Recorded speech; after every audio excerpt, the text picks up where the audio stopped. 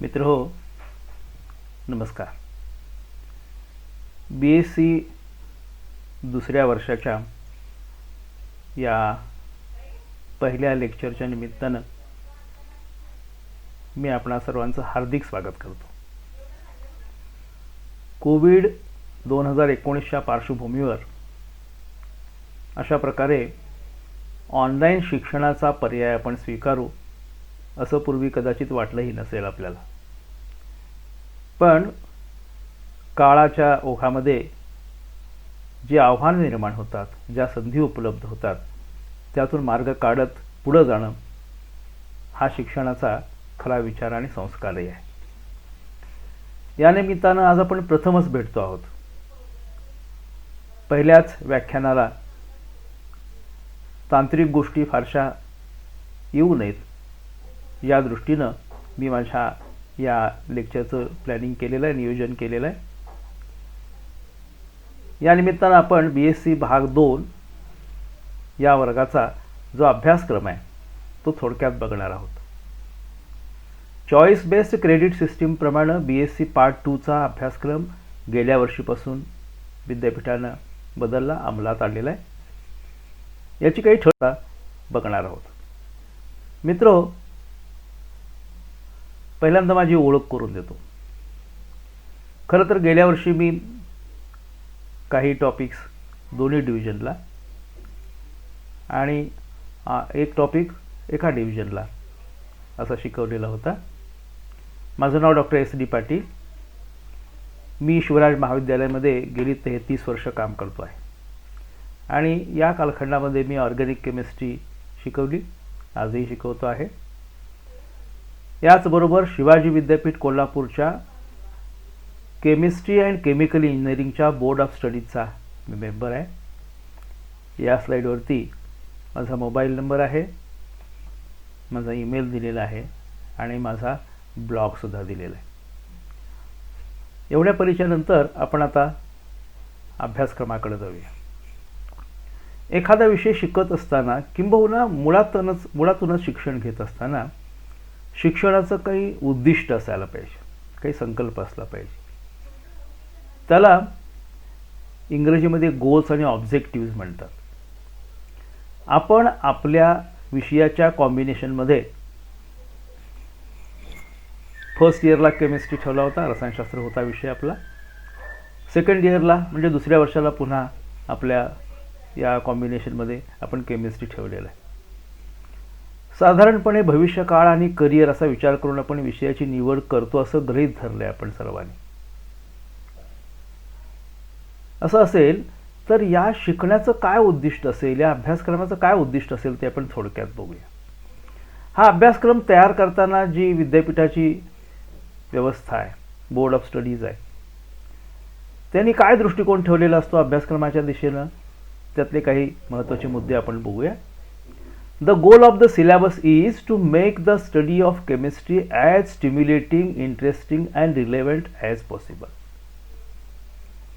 शक्य तेवढा विषयाचा अभ्यास प्रेरणा देणारा, इंटरेस्टिंग म्हणजे त्याच्यामध्ये आवड निर्माण करणारा आणि सुसंगत असा असावा अशी काळजी घेतलेली आहे. The syllabus is prepared by keeping in mind the aim to take students capable of studying chemistry in academic and industrial courses. महाविद्यालयीन जीवनामध्ये रसायनशास्त्राचा अभ्यास करावा आणि त्याच्यावर आधारित करिअर्स करताना उद्योगामध्ये सुद्धा त्या दिशेनं विद्यार्थ्यांनी आपली भूमिका निभावावी हा दृष्टिकोन त्याच्यामध्ये आहे. To expose the students to develop interest in them in various fields of chemistry. केमिस्ट्रीच्या अनेक शाखा आहेत, आपण यथावकाश त्या सगळ्यांचा आढावा घेणार आहोत. पण अनेक क्षेत्र आहेत केमिस्ट्रीची, इंटरडिसिप्लिनरी फील्ड्स आहेत. या फील्ड्समध्ये काम करायचं आहे, त्या दिशेनं त्यांची ओळख व्हावी अभ्यासक्रमामधून हा देखील हेतू आहे. याच्या ऑब्जेक्टिव्ज काय आहेत आपण बघूया. ऑब्जेक्टिव्जमध्ये पहिलं ऑब्जेक्टिव्ह आहे to promote understanding of basic facts and concepts in chemistry retaining the excitement of chemistry. ही फार मूलभूत गोष्ट आहे. मूलभूत संकल्पना आणि त्या अनुरोधानं जी एक्साइटमेंट आहे केमिस्ट्रीमध्ये, जो आनंददायी भाग आहे, तो शिकण्याची प्रवृत्ती, शिकण्याला प्रवृत्त आपल्याला करावं असं अपेक्षित आहे. To make students capable of studying chemistry in academic and industrial courses and to expose the students in to different processes used in industries and their applications. खरं तर केमिस्ट्रीचा वापर कुठं आहे असा प्रश्न विचारला तर त्याचं सोपं उत्तर केमिस्ट्रीचा वापर कुठं नाही असा द्यावा लागेल. बहुतेक आपल्या दैनंदिन जीवनामध्ये प्रत्येक क्षणी या शाखेचा थेट किंवा पर्यायानं आपला संबंध येत असतो आणि म्हणून आपला विद्यार्थी जो आहे या वेगळ्या वेगळ्या उद्योगाशी संबंधित आणि त्याच्या मध्ये निर्माण झालेल्या या घटकांच्या उपयोजनामध्ये केमिस्ट्रीचा उपयोग केला जावा या दृष्टीनं ऑब्जेक्टिव्ह ठरवलेला आहे. To expose the students in various emerging areas. मगाशी मी म्हणालो तसं अनेक क्षेत्रामध्ये आपला विद्यार्थी जाणार आहे तर त्या क्षेत्रांचा परिचय व्हावा आणि त्यातून त्याला दिशा मिळावी हा त्याच्यामध्ये एक हेतू आहे. समाजासमोर येणारे अनेक प्रश्न आहेत. खरं तर सस्टेनेबल डेव्हलपमेंट ही सगळ्यात महत्त्वाची भूमिका या काळामध्ये आहे. सम्यक विकासाची संकल्पना आहे. हा सम्यक विकास करताना येणारे अनेक प्रश्न आपण सोडवायचे आहेत. हे सोडवण्यासाठी केमिस्ट्री कशी वापरता येईल, त्यासाठी कुठली कौशल्य लागणार आहेत ती सुद्धा आपण बघणार आहे. To develop ability and to acquire the knowledge of terms, facts, concepts, processes, techniques and principles of subjects. काय काय शिकणार आपण? संकल्पना, घटना, घडामोडी, प्रक्रिया, तंत्र आणि तत्त्व अशी या सगळ्या गोष्टी ज्या आपल्या अभ्यासक्रमामध्ये येतील त्यांचा आपण एकत्रित अभ्यास करणार आहे. To develop ability to apply the knowledge of concepts of principles of chemistry. पुन्हा ही क्षमता विकसित करायची आहे. केमिस्ट्रीची जी प्रिन्सिपल्स आहेत, तत्त्व आहेत त्याचा आणि ज्ञानाचा वापर आपल्या दैनंदिन जीवनामध्ये कसं करता येईल हे पाहायचं आहे. To inquire of new knowledge of chemistry and develop therein. नवीन ज्ञानाची क्षिती जी आहे केमिस्ट्रीमधली ती त्यांचा अभ्यास करायचा आणि त्याच्यातल्या विकासाचा अभ्यास करायचा आहे जेणेकरून त्याचं उपयोजन या सामाजिक विकासासाठी, सम्यक विकासासाठी आपण करू शकू. To expose and to develop interest in the fields of chemistry. हे मगाशी सांगितलं तसंच अनेक क्षेत्रामध्ये केमिस्ट्रीचा जो उपयोग आहे त्या दिशेने विचार करायचा आहे. To develop the power of appreciation the achievements of chemistry and role in nature and society. समाजामध्ये आणि निसर्गामध्ये वावरत असताना आपल्या विषयाचा वापर होत असतो आणि त्याचं ॲप्रिसिएशन, त्याची योग्य नोंद घेणं आणि त्या दिशेनं पुन्हा प्रयत्न करणं ही भूमिकासुद्धा महत्त्वाची आहे. To develop skills required in chemistry such as the proper handling of apparatus and chemicals. ही कौशल्य विकसित करायची. मित्रो, खरं तर आपण दुसऱ्या वर्षापर्यंत शिकत आलो म्हणजे शालेय जीवनापासून विज्ञानाचा अभ्यास केला, 8वीपासून काही प्रात्यक्षिकं केली, 11वी-12वीला प्रॅक्टिकल्स जरा जास्त रिगरस प्रमाणात केली आपण आणि आता BScच्या दुसऱ्या वर्षाला आपण प्रवेश घेतलेला आहे. हे सगळं करताना आपण प्रयोगशाळेमध्ये जे काम करतो त्यावेळेला अनेक इक्विपमेंट्स वापरतो आपण, अनेक साधनं वापरतो आपण. पण ज्यावेळी आपण प्रत्यक्ष नोकरीच्या ठिकाणी जातो, नोकरीचा शोध घेतो, नोकरीच्या ठिकाणी काम करायला जातो त्यावेळी असं लक्षात येतं की आपण जे मार्क्स मिळवले, आपल्याला जे मार्क्स मिळाले अभ्यासातून त्या मार्क्सच्या बरोबरीनं आपल्याला काही कौशल्य असणं आवश्यक आहे. आणि एक महत्त्वाची गोष्ट अशी की तुम्हाला मिळालेलं जे मार्कलिस्ट आहे ते मार्कलिस्ट तुमच्या इंटरव्ह्यूला बोलवण्यासाठी किंवा तुमच्याबद्दलचा एक अंदाज करण्यासाठी पुरेसं आहे. पण प्रत्यक्षात तुम्ही काम करता, खरं तर हा काळ आहे, हा संधीचा काळ आहे. म्हणजे संघर्षाचा आहे, स्पर्धेचा आहे, पण संधीचा पण काळ आहे. या कालखंडामध्ये तुमच्याकडच्या कौशल्याच्या प्रमाणामध्ये तुम्हाला मिळणारी नोकरी आणि त्या नोकरीतलं पुन्हा प्रमोशन किंवा ॲप्रिसिएशन महत्त्वाचं आहे. आणि म्हणून आपण जे काम करतो त्या कामाच्या दिशेनं काही वेगळा अभ्यास आत्तापासून करायला पाहिजे. दुर्दैवानं बऱ्याच वेळा तो केलेला आपल्याला लक्षात येत नाही. आपण त्यासाठी काय करायचं बघूया. फार मूलभूत गोष्टी आहेत पण ते आपण जाणीवपूर्वक केल्या पाहिजेत. यादी केलेल्या असतील असं काही वाटत नाही. मी आता म्हणालो तसं इक्विपमेंट्स, ॲपॅरेटस प्रयोगशाळेमध्ये वापरतो आपण वापरतो डिजिटल बॅलन्स. तुम्हाला बाहेर गेल्यावर एक कॉमन प्रश्नाचा फॉर्मॅट आपल्या लक्षात येईल की what is mean by digital balance असा प्रश्न. मग डिजिटल बॅलन्सच्या ठिकाणी अनेक शब्द वेगळे वेगळे आपल्या प्रयोगशाळेमध्ये असणारी केमिकल्स असतील, ॲपॅरेटस असतील, इन्स्ट्रुमेंट्स असतील या सगळ्यांच्या दिशेनं प्रश्न तयार करण्याची प्रक्रिया आत्तापासून सुरू करा. मुलाखतीला आपण एखाद्या गेलो की मग मुलाखतीच्या आदल्या दिवशी आपल्याला वाटतं की काय विचारतील इंटरव्ह्यूला. इंटरव्ह्यू हा काही एका दिवसातला प्रकार असत नाही, एका दिवसाचा अभ्यास पुरत नाही. सातत्यानं आपण केलेला विचार आपण त्या मर्यादित वेळेमध्ये मांडत असतो आणि म्हणून त्या दिशेनं तयारी सतत करायला पाहिजे. तर आपण इथं जी यादी बघणार आहोत त्या सगळ्या इक्विपमेंट्स ॲपॅरेटसच्या मागं एक शब्द लावायचा. What is the meaning of किंवा what is the use of. आता इथं मी म्हणालो डिजिटल बॅलन्स. आता आपण सगळीकडे मार्केटमध्ये सुद्धा डिजिटल बॅलन्स बघतो, पण आपल्या प्रयोगशाळेतला डिजिटल बॅलन्स आणि मार्केटमधला डिजिटल बॅलन्स याच्यामध्ये फरक आहे. काय फरक आहे तो त्याच्या ॲक्युरेसीमधला आहे. Digital balance with 1 milligram accuracy आपण वापरतो. मग ही ॲक्युरेसी कशी बघितली जाते आणि हा बॅलन्स म्हणजे काय, वेगळ्या प्रकारचा बॅलन्स कुठला असतो याची माहिती आपण घ्यायची. आणि खरं तर हे एक छानपैकी स्वतःचं हँडबुक तयार करायचं ज्याचा उपयोग आपल्याला करिअरमध्ये आणि वेळोवेळी होणार आहे. दुसरं एक इन्स्ट्रुमेंट वापरतो त्याला कंडक्टोमीटर म्हणतात. कंडक्टोमीटरशी रिलेटेड जे एक्सपेरिमेंट्स आहेत it is called as conductometry. So the questions are what is conductometer, what is the principle on which conductometer works, and what is conductometry, what are the different components in this particular instrument. अशा प्रकारचे प्रश्न आपण तयार करायचे.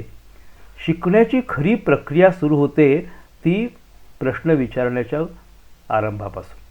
म्हणजे the best thing that I know is I know nothing असं Socrates म्हणाले. म्हणजे प्रश्न पडणं ही शिकण्याची पहिली गोष्ट आहे. आपण हे सगळं आपण एकदा त्याच्यावर स्वतंत्र भेटूया, चर्चा करूया, अभ्यास करायची पद्धती कशी वापरायची त्याच्यावर. पण आता तूर्त एवढं लक्षात ठेवूया की ही इक्विपमेंट्स आणि ॲपॅरेटस बघताना याच्या अनुरोधानं आपणच प्रश्न तयार करायचे, त्याची उत्तरं शोधायची आणि ती उत्तरं लिहून काढायची. कोविडनंतरचं जग वेगळं असणार आहे. म्हणजे याआधी आपण वर्गात थेट भेटत होतो, आता डिजिटल प्लॅटफॉर्मवरती ऑनलाईन आपली ही चर्चा सुरू आहे, शिकवणं सुरू आहे. यामध्ये आपला थेट संवाद होत नाही, त्यामुळे तुमच्या प्रतिक्रिया आमच्यापर्यंत थेट येत नाहीत. अशा परिस्थितीमध्ये शिकण्याचा वेग हा शिकणाऱ्याचा वेग असणार आहे, हे लक्षात ठेवा. म्हणून आपण जेवढे क्रियाशील व्हाल तेवढ्या चांगल्या पद्धतीनं हे शिकणं होणार आहे. आणि म्हणून या दिशेनं प्रश्न तयार करा. What is conductometer, what is conductometry. तसंच आणखी एक इन्स्ट्रुमेंट आहे, it is potentiometer, pH meter. ही सगळी इन्स्ट्रुमेंट्स आपण लॅब प्रयोगशाळेमध्ये वापरतो. त्या दिशेनं छोटे छोटे प्रश्न तयार करून त्याची उत्तरं तयार करायची, शोधायची. Polarimeter, colorimeter, thermostat, electric oven वापरतो आपण, सक्शन पंप वापरतो, क्रुसिबल हीटर वापरतो, infrared lamp, magnetic stirrer, Buchner funnel, water bath thermostat, platinum electrode, glass electrode, silver zinc copper electrode, conductivity cell, distil water plant, refractometer, freeze, deep freeze, H2S apparatus, muffle furnace, magnetic stirrer. या सगळ्या गोष्टींच्या मागं मी म्हणालो तसं हा प्रश्नार्थक एक भाग वापरायचा आणि मग त्याची उत्तरं आपण शोधायची. ही उत्तरं भविष्यकाळामध्ये आपल्याला उपयोगी पडणार आहे. दुसरा भाग येतो तो ग्लासवेअर्सचा. तुम्हाला ब्युरेट किंवा पिपेट म्हटल्यावर तुम्ही दाखवू शकता, पण व्हॉट इज ब्युरेट विचारल्यावर आपल्याला सांगता येत नाही बऱ्याच वेळेला. आणि म्हणून त्या दिशेनं सुद्धा आपण थोडा विचार करायचा आहे. आपण ब्युरेट वापरतो, व्हॉट इज ब्युरेट सांगता आलं पाहिजे. मग त्याचे वेगळे व्हॉल्यूम असतात, त्याचा लिस्ट काउंट काय असतो वगैरे. नंतर मायक्रो ब्युरेट नावाची गोष्ट आहे, पिपेट आहे, ग्रॅज्युएटेड पिपेट आहे किंवा मायक्रो पिपेटसुद्धा आहे. कोनिकल फ्लास्क आहेत वेगळ्या वेगळ्या व्हॉल्यूमचे, बीकर्स आहेत. या सगळ्यांना मी सांगितलं तसं what is burette, what is micro burette या प्रश्नाचं उत्तर देता आलं पाहिजे. आपल्याला ही गोष्ट ठाऊक असते पण ती सांगता येत नाही. आणि या जगामध्ये कम्युनिकेशन स्किल महत्त्वाचं आहे. तुम्हाला जे कळालं आहे ते समोरच्या माणसाला गरजेतून आपल्याला सांगता आलं पाहिजे. Next is silica crucible, watch glass, glass tubing, glass funnel, gas jar, glass rod, test tubes, evaporating dish, TLC unit, measuring cylinder, Thiele's tube. खरं तर थिल्स ट्यूब आपण अगदी 11वीपासून वापरत आलो. बॉइलिंग पॉईंट किंवा मेल्टिंग पॉईंट, फिजिकल कॉन्स्टंट एखाद्या कंपाऊंडचा काढायचा असेल तर थिल्स ट्यूब वापरतो आपण. पण थिल्स ट्यूब कुणी शोधून काढली, थिन्स ट्यूबमध्ये जे आपण माध्यम वापरतो ते का आहे, तेच का वापरतो, हे सगळं आपल्याला सांगता आलं पाहिजे. फ्युजन ट्यूब वापरतो, कॅपिलरी ट्यूब वापरतो, स्टॉपर्ड बॉटल असते, थर्मामीटर 1/10 म्हणजे काय, 1/10चा वेगळा आणि 360 खरं तर हे डिग्री सेंटीग्रेडमध्ये आहे, ती टायपोग्राफिक मिस्टेक आहे त्याच्यामध्ये. वॉटर कंडेन्सर आहे, डिस्टिलेशन फ्लास्क आहे, टायट्रेशनच्या टाईल्स आहेत, एस्बेस्टॉस सीट आहे आणि डेसिकेटर आहे, क्ले पाईप ट्रायंगल आहे. मी सुरुवातीपासून आता 2-3 वेळा रिपीट केलं, आपल्याला सांगितलं try to answer the question what is, त्याच्या पुढं नेम ऑफ द ॲपॅरेटस किंवा इक्विपमेंट लिहा आणि त्याची उत्तरं लिहून काढा, तर आपलं एक छान हँडबुक तयार होणार आहे. भविष्यकाळामध्ये आपण अनेक ठिकाणी इंटरव्ह्यूला जाऊ किंवा काम करू, तिथं ह्या गोष्टी आपल्याला उपयोगाच्या आहेत. It will improve your practical understanding. आणि मी सुरुवातीलाच सांगितलं तसं की तुमचा थेरीचा परफॉर्मन्स किंवा परीक्षेचा परफॉर्मन्स जो मार्कलिस्टवर दिसेल तो तुमची प्राथमिक ओळख करून देणारा असेल किंवा तुम्हाला इंटरव्ह्यूला बोलवण्यापूर्वीचं एक इम्प्रेशन असेल. प्रत्यक्षात तुम्ही जे काम कराल त्या कामावर तुमचं ॲप्रिसिएशन, तुमचं प्रमोशन, तुमचे एम्प्लॉयमेंट ही सगळ्या गोष्टी अवलंबून आहेत आणि भविष्यकाळामध्ये या दिशेनं अतिशय चांगल्या संधी उपलब्ध आहेत. BSc भाग 2चा चॉईस बेस्ड क्रेडिट सिस्टीमचा या सेमिस्टरचा अभ्यासक्रम बघितला तर हे जे पेपर्स आहेत, हे पेपर्स ही सेमिस्टर आहे 3री सेमिस्टर, पेपरला कोड दिलेले आहेत आणि हे कोड जे आहेत त्या कोडप्रमाणे जो पहिला पेपर आहे तो फिजिकल केमिस्ट्रीचा आहे, त्याची थेरी क्रेडिट्स दिले आहेत, त्याचे लेक्चर्स दिलेले आहेत. फिजिकल केमिस्ट्रीचे सर आपल्याला याच्याबद्दल विस्ताराने सांगतील. दुसरा जो पेपर असणार आहे त्या पेपरचं नाव आहे industrial chemistry, paper of industrial chemistry. या पेपरमध्ये एकूण जे टॉपिक्स आहेत ते टॉपिक्स बघितल्यावर आपल्या लक्षात येईल. याच्यामध्ये basic concepts in inorganic chemistry किंवा इंडस्ट्रियल केमिस्ट्री, नंतर unit operations, corrosion and electroplating, paper industry, soaps and detergents, हे टॉपिक्स वेगळ्या वेगळ्या सेक्शनमधून येतात आणि त्यामुळं आपल्याला वेगवेगळे टीचर्स हे टॉपिक शिकवणार आहेत. हा जो पेपर आहे त्या पेपरचं नाव आता आपण बघितलं की पेपरचं नाव आहे इंडस्ट्रियल केमिस्ट्री. केमिस्ट्रीचे जे अनेक टायटल्स आहेत त्याच्यामध्ये organic chemistry, inorganic chemistry, physical chemistry, analytical chemistry, industrial chemistry, अनेक ब्रँचेस आहेत, आपण वेळोवेळी बघूया. पण आता या पेपरबद्दल मी सांगणार आहे, तो आहे इंडस्ट्रियल केमिस्ट्रीचा paper. So industrial chemistry is the branch of chemistry which deals with industrial applications especially to processes in manufacturing. कुठल्याही उत्पादनाच्या प्रक्रियेमध्ये, औद्योगिक उत्पादनं जे आहेत त्या रासायनिक प्रक्रिया आहेत, या प्रक्रियेमध्ये आपण ज्याचा अभ्यास करतो त्याला इंडस्ट्रियल केमिस्ट्री म्हणायचं. आणि मग इथं जो केमिस्ट असतो त्याला इंडस्ट्रियल केमिस्ट म्हणतात. अनेक प्रकारच्या केमिस्टच्या ॲक्टिव्हिटीज आहेत, त्याच्यातली इंडस्ट्रियल केमिस्ट ही एक वेगळी भूमिका आहे. इंडस्ट्रियल केमिस्ट काय करतो? The role of an industrial chemist includes conducting physical and chemical analysis, chemical analysis of materials, preparing and executing experimental plans. काय काम आहे बघा, पहिलं काम आहे ॲनालिसिस करायचं. ॲनालिसिस करणार आपण मटेरियल्स, त्याच्या बरोबरीनं टू प्रिपेअर अँड एक्झिक्यूट, 2 गोष्टी आहेत, तयारी करायची आहे एक्सपेरिमेंटल प्लॅनची आणि त्यांचं एक्झिक्युशन करायचं आहे. अँड देन डिलिव्हरिंग डेटा, तुम्हाला जी माहिती मिळेल, जे ॲनालिसिस तुम्ही केलेलं असेल त्याचे रिपोर्ट्स असतील, त्याचं reporting and recommending solutions based on analysis outcomes, हे इंडस्ट्रियल केमिस्टचं काम आहे. म्हणजे आपल्यापैकी जे इंडस्ट्रीमध्ये जातील त्यांच्या अनेक भूमिका असणार आहेत, त्याच्यात एक भूमिका इंडस्ट्रियल केमिस्ट ही आहे आणि म्हणून हा पेपर आपल्या अभ्यासक्रमामध्ये आणलेला आहे. सुरुवातीला अभ्यासक्रमाची आपण स्लाईड बघितली, त्याच्यामध्ये प्रत्येक टॉपिकच्या समोर आउटकम काय अपेक्षित आहे या प्रक्रियेमधून आपल्याकडून तो दिलेला आहे. So industrial chemist always he is responsible for industrial processes, conducting physical and chemical analysis, preparing and executing experimental plans and their reporting. साधारण केमिस्टचे प्रकार अजून खूप आहेत, पण आपण काही महत्त्वाचे प्रकार बघूया. Analytical chemist, then there is a production chemist, quality control chemist, research and development chemist. आपल्याला कल्पना यावी म्हणून ह्या प्रत्येक प्रकारच्या भूमिकेची एक एक इमेज इथं मी दाखवलेली आहे. पहिली इमेज आहे ती आहे ॲनालिटिकल केमिस्ट्री, दुसरी आहे. खरं तर केमिस्टचा रोल फार प्रत्येक ठिकाणी वेगळा असत नाही, तर त्या त्या क्षणाच्या त्या भूमिका आहेत. ॲनालिटिकल केमिस्ट ॲनालिसिस करतो, प्रोडक्शन केमिस्ट असतो तो प्रोडक्शनशी संबंधित काम करतो, क्वालिटी कंट्रोल असतो तो प्रोडक्शनचं स्वरूप चांगलं राहावं या दिशेने विचार करतो, आणि रिसर्च अँड डेव्हलपमेंटमधला असतो तो नवीन पद्धती काही शोधून काढता येते का त्याचा विचार करतो. या संबंध प्रक्रियेमध्ये किंवा इंडस्ट्रियल केमिस्ट्रीमध्ये दोन महत्त्वाच्या गोष्टी असतात. Any industrial process it involves unit operations and unit process. Industrial process किंवा manufacturing process is containing two things prominently. One part is called as unit operation, other is unit process. It's a good harmonic combination. Anything that involves only physical change is called as unit operation. आपण details शिकणार आहे, एक separate topic आहे याच्यावरती. Anything that involves only physical change is called as unit operation, whereas the ones that are accompanied by chemical reaction or reactions are called as unit processes. म्हणजे chemical reaction असलेला भाग आहे त्याला unit process म्हणायचं, ज्याच्यामध्ये physical treatment किंवा change आहे त्याला युनिट ऑपरेशन म्हणायचं. ओके, काही उदाहरणं दिलेत आपण. Drying, evaporation, sieving etcetera are unit operations. आणि hydrolysis, oxidation, reduction are industrial unit processes.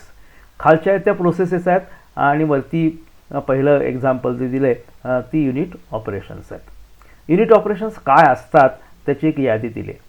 त्याच्यामध्ये मटेरियल हँडलिंग आहे, क्लिनिंग आहे, सेपरेशन आहे, साईज रिडक्शन आहे, फ्लुइड फ्लो आहे, mixing, heat transfer, concentration, drying, forming, packaging आणि कंट्रोलिंग.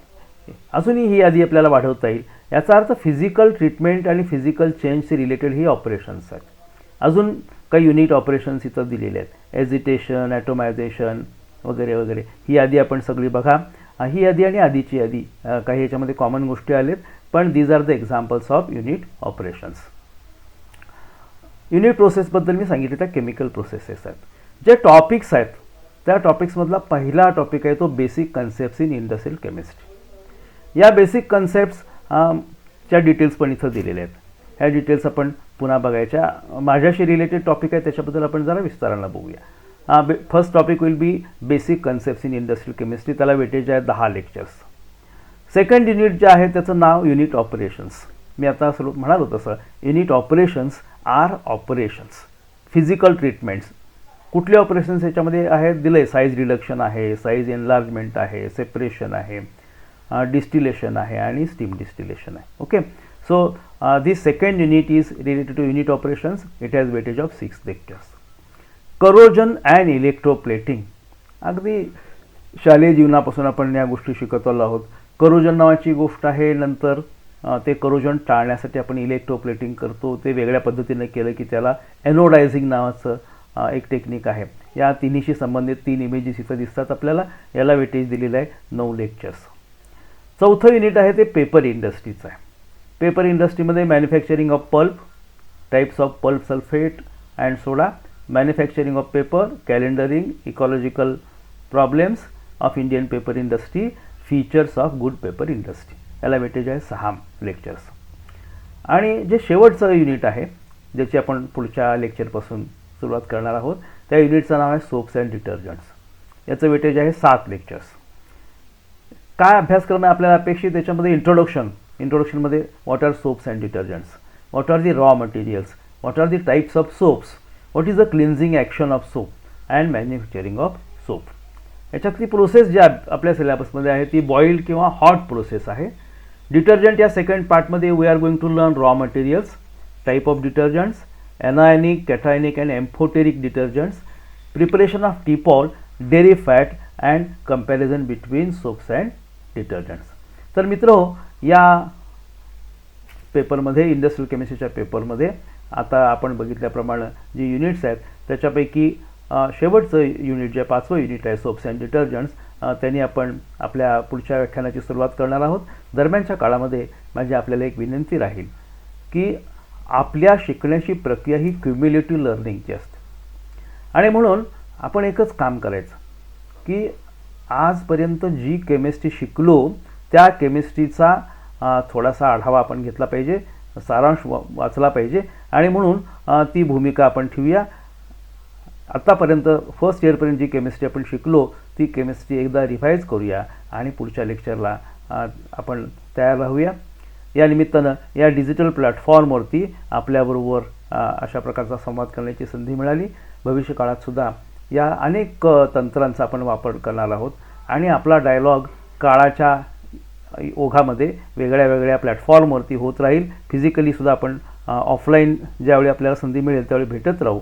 पण दरम्यानच्या काळामध्ये आपल्या काही अडचणी असतील तर आपण थेट संपर्क करावा अशी आपल्याला विनंती करतो. आणि पुन्हा एकदा या पहिल्या व्याख्यानामध्ये केमिस्ट्री विषय ठेवल्याबद्दल आपलं अभिनंदन करतो. आपलं पुन्हा एकदा स्वागत करतो आणि आपल्याला शुभेच्छा देऊन थांबतो. धन्यवाद.